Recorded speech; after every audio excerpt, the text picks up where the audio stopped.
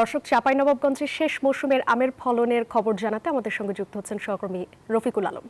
আমের রাজধানী চাঁপাইনবাবগঞ্জে এখনো আম পাওয়া যাচ্ছে। সারা বাংলাদেশে আম শেষ হয়ে গেলেও চাঁপাইনবাবগঞ্জে এখনো 2 থেকে 3 মাস আম পাওয়া যাবে বলে আমাকে আম চাষিরা জানিয়েছেন। আমি এই আম বাগানে এসেছি। এখানে চাষ করা হচ্ছে কাটিমন, পাশাপাশি আশিনা আম। যেহেতু চাঁপাইনবাবগঞ্জ আমের রাজধানী, এখানে 100, 150, 200 বছরের আম গাছ বা আম বাগান রয়েছে। সেখানে আমের ফলন কম হওয়ায় 8-10 বছর ধরে চাঁপাইনবাবগঞ্জে ছোট ছোট বাগান গড়ে উঠছে এবং ছোট গাছে আমের ফলন অত্যাধিক বেশি হচ্ছে। আমি কৃষি সম্প্রসারণ অধিদপ্তরের পরিচালকের সাথে কথা বলেছি। তারা আমাকে জানিয়েছেন যে চাঁপাইনবাবগঞ্জে 37,500 হেক্টর জমিতে আম বাগান থাকলেও আশিনা এবং কাটিমনের আম প্রায় বাগান রয়েছে প্রায় 3 থেকে 3,500 মেট্রিক টন, 3,500 হেক্টর।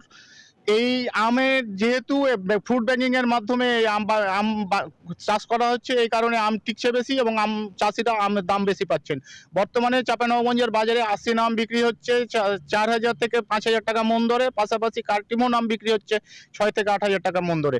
আমি এমন একটি নতুন বাগানে এসেছি যেখানে কাটিমন এবং আশিনা আমের বাগান গড়ে উঠেছে।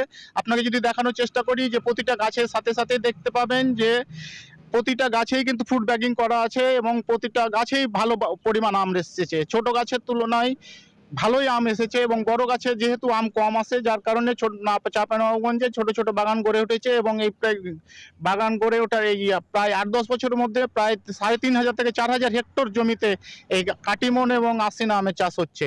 আম এখনো আরো 2 মাস থেকে 3 মাস বাজারে থাকবে। চাঁপাইনবাবগঞ্জ থেকে এই ছিল আমার কাছে সর্বশেষ।